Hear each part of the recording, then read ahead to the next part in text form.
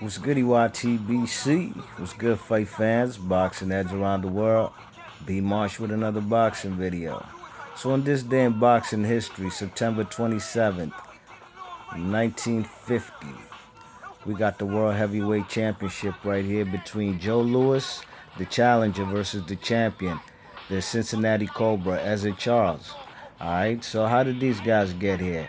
Basically, the man Ezzard Charles was the champion because he beat Jersey Joe Walcott.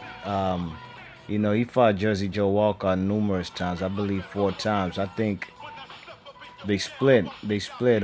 Each guy won twice. Walcott won twice, and Ezzard Charles won twice, if I ain't mistaken. And the first time they met, that was for the vacant heavyweight championship of the world, the heavyweight title that was left vacant from Joe Louis. You know, Joe Louis had retired. I think after he had fought Jersey Joe Walcott. You know that he fought Jersey Joe Walcott twice. Joe Louis did, and the first one was controversial, and the second one I believe he knocked him out. Okay. Now he retired, and the belt was vacant, and Ezzard Charles beat Jersey Joe Walcott for the vacant heavyweight world title, and that's how Ezzard Charles became the champion. So he defended his title a couple times, a few times. I can't remember how many times he defended it before he got in the ring with um with Joe Louis, and Joe Louis came back from retirement because he came out of retirement because he had tax issues.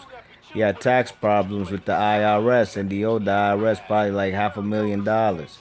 So he had no choice but to get back in the ring. Okay, so he fought. I don't know if he fought anybody after Jersey. I think he fought one guy after Jersey Joe Walcott on his comeback. Then he fought and there was a no contest. I can't remember the guy he fought. Then he fought Ezzard Charles for his title that he used to have. Okay, and whoever won this fight would be solely recognized as the lineal champion and recognized as the one and only heavyweight champion of the world. This fight between Ezzard Charles and Joe Louis. All right. Now this was a good fight, ladies and gents. You know, the man Ezzard Charles was giving up a lot of weight, man. The guy was like came into this fight weighing in at 184 pounds, okay? And this man Joe Louis was at 218. So you could see the big discrepancy in weight, you know what I'm saying? The man was giving up damn near 34 pounds. You check it? You know what I mean? So, Ezzard Charles was a warrior, man. You know, he was a former lightweight champion himself, you know what I mean? One of the greatest lightweight champions we've ever had in the sport of boxing. You know, so in this particular fight, it was basically the smaller guy who's basically a small cruiserweight versus the heavyweight. You know, that's almost equivalent, of how Roy Jones when he fought what's that guy's name? That Puerto Rican from Mass. John Ruiz. You check it? It's something similar like that, but the man Roy Jones did make the limit. He did make the heavyweight limit. He came in over 200 pounds. You know what I mean? So in this fight, man, basically in round one, man, the man Charles, Ezzard Charles is boxing. You know, he's quick on his feet. You know, got the quicker hands, quicker right hands is landing on Joe Louis. Joe Louis is stalking, but he's only jabbing. He's not doing too much in the first round. Round two, the man Joe Louis is boxing himself. You know, he's boxing. He's not just waiting to counter punch. You know, he's landing a nice left hook. You know what I'm saying? And the man Ezzard Charles is also boxing on his toes and he's moving around. And he's beating Louis to the punch with the quicker hand speed. You know what I mean? But that particular round, I gave it to Louis. Because Louis did land the more lethal bombs than did Charles, you know what I mean? Even though Charles was beating him to the punch, the man Joe Louis landed the harder, more effective punches. In round three, the man Charles was boxing as a Charles. He was moving around. He lands left hooks to the head and to the body. You know, he's digging into the body, and when he's getting closer, he's using his jab to set up shots, you know what I mean, to come in closer so he can land them hooks to the body, you know what I mean? You check it, you know, and round 4, the man Lewis, that was one of Joe Lewis's best rounds, you know what I mean? He's jabbing, he's even landing left hooks. You know what I'm saying? You know, he's doing his thing in there, and the man, Ezzard Charles, is more on his bicycle, you know what I mean? He's more on the move in that particular round. You check it? Round 5, the man, Ezzard Charles, is landing uppercuts and left hook combos, right hooks. You know, the man, Joe Lewis, did land a right hook at the end of the round, you know what I mean? But you could see the accumulation of punches from Ezzard Charles are now taking effect because now Joe Lewis has a mouse under his left eye. All right. Round 6 is more of a phone booth round. You know what I mean? Charles is using his jab to get in. You know, he's also slipping punches when they're on the inside, when he's getting to his body. You know, and you know he's countering. His countering was very effective from close range. You know, because as you can see, this fight, you know, they fighting more from a distance, mid-range, up until they get inside like that, and then they throw punches. And the man Ezzard Charles was, you know, he was definitely beating him to the punch. You know what I mean? Round 8, Charles is boxing beautifully. You know, he's moving. You know, his head movement. He's slipping a lot of punches. Joe Lewis is missing a lot of punches. You know what I mean?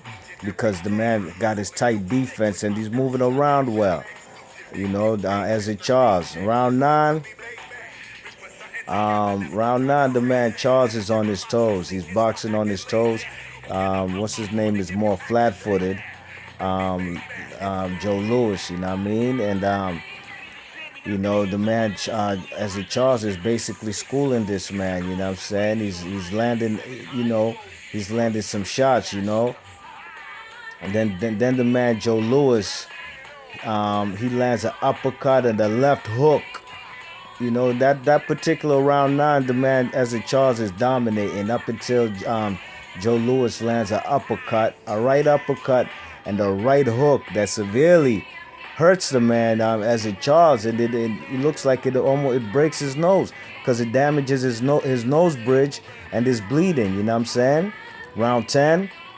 The man, Ezzard Charles, Joe Lewis, excuse me, you know, he comes in, he's landing hooks, straight hooks, right hands. You know, he's landing all kind of punches. You know, he got more confidence from round 9 where he damaged the man, Ezzard Charles' nose. You know, he's definitely fighting with more confidence. You know, round 12, the man Charles is now showing why, as a smaller fighter, how he has better conditioning. And, you know, better stamina, you know what I'm saying? He has good conditioning, and you can see in the later rounds, you know, the Cincinnati Cobra is basically styling on the man. And Joe Lewis was looking tired, you know what I mean? And, you know, the man Joe Lewis, Ezzard Charles is landing mean straight right hands. And at this particular time, that mouse on the left eye of Joe Lewis is swole, man. His face is pretty swole, you know what I mean?